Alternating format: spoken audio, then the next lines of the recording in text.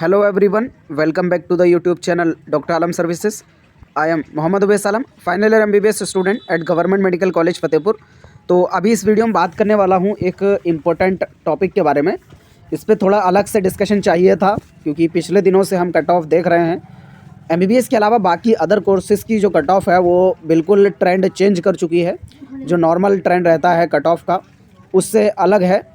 तो क्या रीज़न्स हैं, क्यों कट ऑफ चेंज हो रही है और आगे स्टूडेंट के पास क्या क्या ऑप्शंस हैं उन पर थोड़ा बात करेंगे, क्योंकि कट ऑफ को लेकर काफ़ी स्टूडेंट परेशान हैं। जो हमने भी प्रेडिक्शन किया था, हर एक कोर्स का हर साल करते आ रहे हैं, पिछले 3-4 साल से लगातार चैनल चल रहा है और उससे पुराने भी ट्रेंड को हम जानते हैं। जब से हमारी खुद की काउंसलिंग हुई है, खुद का एडमिशन लिया है, तब से पूरा प्रोसेस देख ही रहे हैं और पूरा ट्रेंड को एनालाइज़ करते हैं, हर साल प्रेडिक्शन करते हैं और लगभग कहीं ना कहीं आसपास ही कट ऑफ रहती है। लेकिन इस बार MBBS के अलावा MBBS में तो जो प्रेडिक्शन किया था लगभग उसके आसपास ही है, ऑल इंडिया में भी, स्टेट में भी और बाकी अदर स्टेट काउंसलिंग्स में भी, यूपी में भी और अदर स्टेट्स में भी लगभग सेम रेंज में रही है। लेकिन आयुष कोर्सेज़ में इस बार ऐसा नहीं है, यहाँ पर ट्रेंड चेंज होता हुआ नज़र आया है। कट ऑफ जो हमने प्रेडिक्शन किया था उसमें ये नहीं कि सिर्फ हमने, बाकी अदर काउंसलर्स ने भी जो प्रेडिक्शन किया था उससे काफ़ी चेंज इस बार देखने को मिला है। तो क्या रीज़न्स रहे हैं, क्या एक्चुअल कॉज है कट ऑफ के चेंज होने का, जो ट्रेंड रिवर्स हुआ है? तो सबसे पहली चीज़ तो देखो, जो कट ऑफ है इस बार वो आपको मानना पड़ेगा कि MBBS के अलावा अदर कोर्सेज़ यानी BDS और आयुष में BAMS, BHMS और BUMS और नर्सिंग, इन सभी कोर्सेज़ की जो कट ऑफ है वो हायर साइड में है पिछले सालों के कंपैरिजन में, ऑल इंडिया कोटा के अंदर भी और स्टेट के अंदर भी। स्पेशली यहाँ पर सेंटर्ड किया मैंने यूपी आयुष वाले को, कल उसका रिजल्ट आया है जो कि काफ़ी हायर साइड में है। और यहाँ पर सिर्फ ऐसा नहीं कि यूपी की ही बात कर रहा हूँ, अदर स्टेट और ऑल इंडिया की भी मैं यहाँ पर बात कर रहा हूँ कि कट ऑफ जो है थोड़ी हायर साइड में है MBBS के अलावा अदर अल्टरनेटिव कोर्सेज़ के अंदर। तो ये तो प्रेडिक्शन रहता ही है, हर साल के कुछ ना कुछ सीट्स इंक्रीज़ होती हैं MBBS में भी और अदर कोर्सेज़ में भी, जिसकी वजह से कट ऑफ कुछ ना कुछ डिक्रीज़ होती है। तो ये चीज़ आपको MBBS के अंदर तो देखने को मिली है, जहाँ पर MBBS की सीट्स बढ़ी हैं, जो कि हर साल कुछ ना कुछ बढ़ती हैं और इस बार अच्छी खासी सीट बढ़ी थी, 10,000 से ऊपर टोटल MBBS की सीट बढ़ी है, जिसमें गवर्नमेंट, प्राइवेट और डीम्ड टोटल मिला के हैं और अच्छे खासे प्रोपोर्शन में इसमें जो सीट्स हैं वो गवर्नमेंट की हैं जो बढ़ी हैं। तो डेफिनेटली कट ऑफ डिक्रीज़ होती है और हुई भी है। जो प्रेडिक्शन किया था MBBS का वो सेम रेंज में है, इवन लास्ट तक जाकर जो हमने पहले प्रेडिक्ट किया था उससे कम ही कट ऑफ रहेगी MBBS की, ऑल इंडिया के अंदर भी और स्टेट कोटा के अंदर भी। लेकिन अदर जो अल्टरनेटिव कोर्स हैं वो BDS हो या फिर BAMS, BHMS, BUMS या फिर नर्सिंग, उन सभी कोर्सेज़ में ट्रेंड जो है वो फॉलो नहीं हुआ है। नॉर्मली क्या होता है कि अगर MBBS की सीट्स बढ़ती हैं तो MBBS की कट ऑफ डिक्रीज़ होती है, कुछ ना कुछ प्रपोर्शन में उसकी वजह से जो अदर अल्टरनेटिव कोर्सेज़ हैं यानी BDS वाला, आयुष या फिर नर्सिंग, उनकी भी कट ऑफ कुछ ना कुछ डिक्रीज़ होती है। वो इस बार ट्रेंड में नहीं देखने को मिल रहा है। उल्टा क्या हो गया कि जो पिछले सालों में कट ऑफ रही है उससे भी ज़्यादा बढ़ गई है। तो अगर सीट्स की बात करेंगे अल्टरनेटिव कोर्सेज़ के अंदर BDS, आयुष और नर्सिंग में, तो या तो मिनिमल इंक्रीज़ हुआ है सीट्स का या फिर सीट का इंक्रीमेंट हुआ ही नहीं है। दो चीज़ें हुई हैं, लेकिन उसके बावजूद भी नॉर्मली कट ऑफ डिक्रीज़ होनी चाहिए, क्योंकि अगर MBBS की सीट डिक्रीज़ होती हैं तो अदर अल्टरनेटिव कोर्सेज़ की जो कट ऑफ डिक्रीज़ होती है, अगर MBBS की सीट्स बढ़ती हैं तो उस केसेस में। तो इस हिसाब से देखा जाए तो इस बार भी यही एक्सपेक्टेड था और उसी की बेस पे हमने प्रेडिक्शन भी किया था कि कट ऑफ डिक्रीज़ होगी। तो हम मान के चल रहे थे कि या तो लास्ट ईयर जो कट ऑफ रही है उसके आसपास तक या फिर उससे कम ही कट ऑफ रहेगी। जैसे यूपी आयुष में अगर बात करेंगे पिछले साल, तो एकदम लास्ट राउंड में तो अलग ही कट ऑफ रही थी, 2 लाख 3 लाख तक भी मिल गया था। लेकिन फर्स्ट और सेकंड राउंड में भी ऑन एन एवरेज देखेंगे तो लगभग मुझे लगता है 90,000 तक जो सीट है स्टूडेंट्स को मिल गई थी, जनरल, EWS और OBC कैटेगरी के अंदर। और ऑल इंडिया में लगभग 1,15,000 ऑल इंडिया रैंक तक जो है सीट मिल गई थी BAMS की, यहाँ पर मैं बात कर रहा हूँ लास्ट राउंड तक। तो इस बार भी हम प्रेडिक्शन करके चल रहे थे कि कहीं ना कहीं इससे डिक्रीज़ ही होगी कट ऑफ, क्योंकि MBBS की सीट्स जो है बढ़ेंगी तो यहाँ पर कट ऑफ आयुष या अदर अल्टरनेटिव कोर्सेज़ की घटेगी। वही BDS का भी हमने पिछले साल देखा था कि लास्ट तक लगभग थर्ड राउंड के अंदर ही जनरल में 67,000 तक जो है कट ऑफ चली गई थी। लेकिन इस बार अगर MCC में आप देखेंगे तो 49,000 पर ही लास्ट सीट अलॉट हुई है। तो यहाँ पर भी अच्छा खासा सीट्स जो कट ऑफ है वो बढ़ी है BDS की MCC थर्ड राउंड के अंदर। तो इससे देख के लग रहा है कि इस साल जो कट ऑफ है वो थोड़ी हायर साइड में है।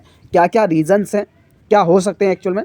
देखो, बहुत सारे पैरामीटर्स होते हैं, यहाँ पर वो पैरामीटर्स हैं जिनको मैं सोच पाया हूँ। बाकी आपको भी अगर इसमें अपना कोई 1-2 पॉइंट लगता है या आपको लगता है कि कोई ऐसा रीज़न होगा जिसकी वजह से कहीं ना कहीं कट ऑफ बढ़ी है और मैंने उसको डिस्कस नहीं किया, आप कमेंट बॉक्स में बता देना, उस पर भी सोचो विचार किया जा सकता है।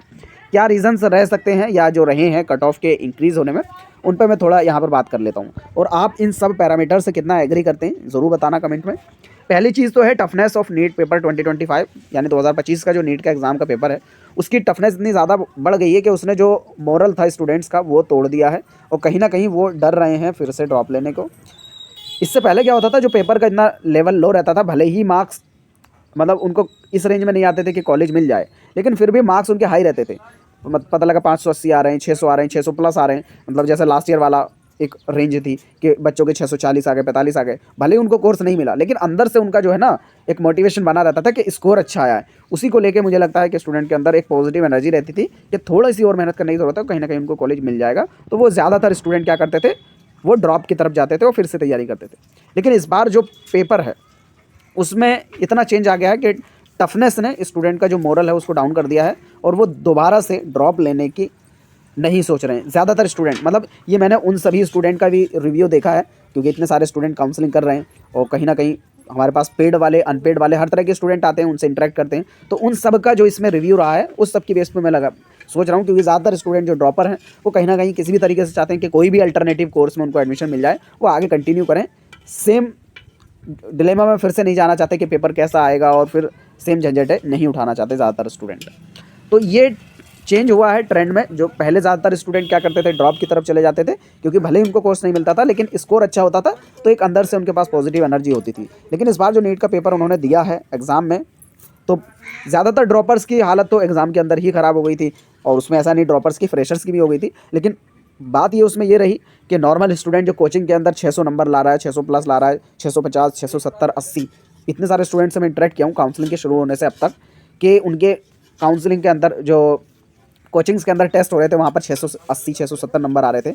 कोई ऐसा स्टूडेंट जिसका 650 प्लस स्कोर आ रहा हो पहले कोचिंग के अंदर, और वो एग्ज़ाम में देखे कि उसके 250, 300 नंबर बन रहे हैं, 400, क्योंकि अंदाज़ा लग जाता है आपको कि कितने क्वेश्चन आपने अटैम्प्ट किए हैं।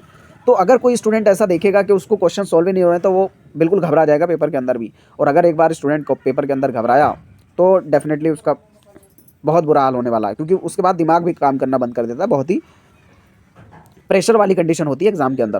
तो कहीं ना कहीं यहाँ पर फिर से स्टूडेंट जो डरे हुए हैं कि आगे और ड्रॉप लें या ना लें। और ज़्यादातर इसमें मुझे वो लग रहा है कि जो ड्रॉपर स्टूडेंट हैं ऑलरेडी, जिनके 2 ड्रॉप, 3 ड्रॉप या 4 ड्रॉप हो चुके हैं, वो आगे और ड्रॉप नहीं लेना चाहते, क्योंकि यहाँ पर काफ़ी चेंजेस ट्रेंड के अंदर देखने को मिल रहे हैं। एक और अगला पॉइंट जो मुझे लग रहा है कट ऑफ की चेंज होने का, वो है कि आयुष काउंसलिंग इस बार जल्दी हो रही है। जल्दी क्यों हो रही है?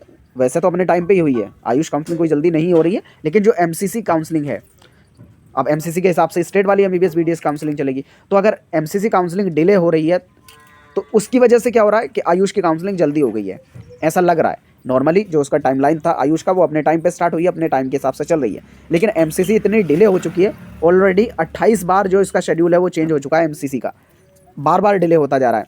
इस बार तो उल्टा ऐसा हो गया कि आयुष के थर्ड राउंड का रिजल्ट पहले ही आ गया और एमसीसी का बाद में आया है। नॉर्मली क्या होता था कि एमसीसी की लगभग खत्म हो चुकी होती थी तब तक काउंसलिंग, फिर आयुष की स्टार्ट होती थी। तो इससे फ़ायदा क्या होता था? इससे फ़ायदा ये होता था कि स्टूडेंट पहले चेक कर लेते थे कि एमसीसी में उनको कॉलेज मिल रहा है या नहीं मिल रहा है। अगर एमसीसी में उनको मिल रहा होता था तो ठीक है, नहीं मिलता तब वो जाकर आयुष में पार्टिसिपेट करते थे। लेकिन इस बार पूरा ट्रेंड चेंज ऐसे हो गया, स्टूडेंट को पता ही नहीं है एमसीसी में मिलेगा कि नहीं मिलेगा, या फिर आयुष में भी मिलेगा कि नहीं मिलेगा। तो स्टूडेंट दोनों तरफ काउंसलिंग कर रहे हैं, एमसीसी की भी और आयुष की भी। और पता लगा आयुष का रिजल्ट पहले आ गया, स्टूडेंट को आयुष मिल गया कॉलेज। अब यहाँ पर सीट ब्लॉक हो गई, क्योंकि अगर सीट का अलॉटमेंट जल्दी हो गया तो सीट तो ब्लॉक हो गई। स्टूडेंट को आगे ये भी नहीं पता कि एमसीसी में मिलेगा या नहीं मिलेगा। तो एकदम लास्ट तक ट्राई करने का ऑप्शन स्टूडेंट के पास नहीं है एमसीसी के अंदर, तो वो आयुष काउंसलिंग में ही जो भी कोर्स मिल रहा है उसको लेके आगे कंटिन्यू कर रहा है, क्योंकि किसी के पास भी श्योरिटी तो होती नहीं है कि आपके पास वो कोर्स मिल ही जाएगा। अगर ऐसा कोई कह दे तो सिर्फ एक तरफ स्टूडेंट पार्टिसिपेट करे। तो ये भी एक रीज़न मुझे जहाँ तक लगता है कि आयुष काउंसलिंग का जल्दी होना भी एक रीज़न है कट ऑफ को बढ़ाने में। दूसरा, मेजॉरिटी जो ड्रॉपर्स हैं इस साल के, जो परफॉर्म किए हैं नीट के अंदर, वो मुझे लगता है कि एमबीबीएस की कट ऑफ से नीचे रह गए हैं कहीं ना कहीं। मतलब स्कोर अच्छे किए हैं लेकिन इतना अच्छा नहीं कर पाए कि गवर्नमेंट एमबीबीएस वाली रेंज में आए, और वो ऑलरेडी इतने ड्रॉप ले चुके हैं कि ज़्यादा ड्रॉप और नहीं लेना चाहते पेपर की टफनेस की वजह से। तो एक रीज़न मुझे ये भी लगता है। बाकी आपको इसमें और क्या एडिशनल फैक्टर्स लगते हैं जो रिस्पॉन्सिबल होते हैं, हो सकते हैं कि कट ऑफ यहाँ पर चेंज होने में, जो उसका ट्रेंड चेंज हुआ है? क्योंकि कट ऑफ बहुत ज़्यादा अनएक्सपेक्टेड रह रही है। ऑल इंडिया के अंदर भी आयुष में थर्ड राउंड में आपने देखा होगा कि कट ऑफ जो सेकंड राउंड में रही थी उससे ज़्यादा हो गई, नॉर्मली डिक्रीज़ होती है। अभी यूपी आयुष का राउंड 2 रिजल्ट आया कल, उसमें भी बिल्कुल सेम चीज़ देखने को मिली है कि जनरल कैटेगरी में पहले 67,000 तक मिल गया और अभी इस बार 57,000, मतलब उल्टा बढ़ गई, और बढ़ी भी बहुत ज़्यादा है। ऐसा नहीं कि 500 हज़ार या लगभग सेम रेंज वाली हो, बहुत ज़्यादा चेंज आया है कट ऑफ में। तो कट ऑफ बढ़ी है। स्टूडेंट को अपना अल्टरनेटिव ऑप्शंस की तरफ सोचना पड़ेगा कि आगे उनको क्या करना है, कि या तो कोर्सेज़ की तरफ या फिर से ड्रॉप लेना है या नहीं लेना है। ये पूरी चीज़ मैं आप पे खुद पे छोड़ता हूँ, स्टूडेंट अपना खुद से डिसीज़न ले, क्योंकि यहाँ पर किसी का भी कोई भी प्रेशर नहीं होना चाहिए। आपका जो खुद से मन कर रहा हो वो चीज़ करें। यहाँ पर हम सिर्फ जो प्रेजेंट ट्रेंड चल रहे हैं उसका सिर्फ एक्सप्लेनेशन आपको दे सकते हैं, ये चीज़ों के बारे में बता सकते हैं। बाकी मेन डिसीजन आपका खुद का होना चाहिए ताकि आप उस पर स्ट्रिक्ट रहें। तो यही था आज का डिस्कशन। इसमें इसके बाद भी आपकी कोई क्वेरी या डाउट बचता है नीचे कमेंट बॉक्स में बता सकते हैं। मिलते हैं नेक्स्ट वीडियो में, तब तक के लिए थैंक यू।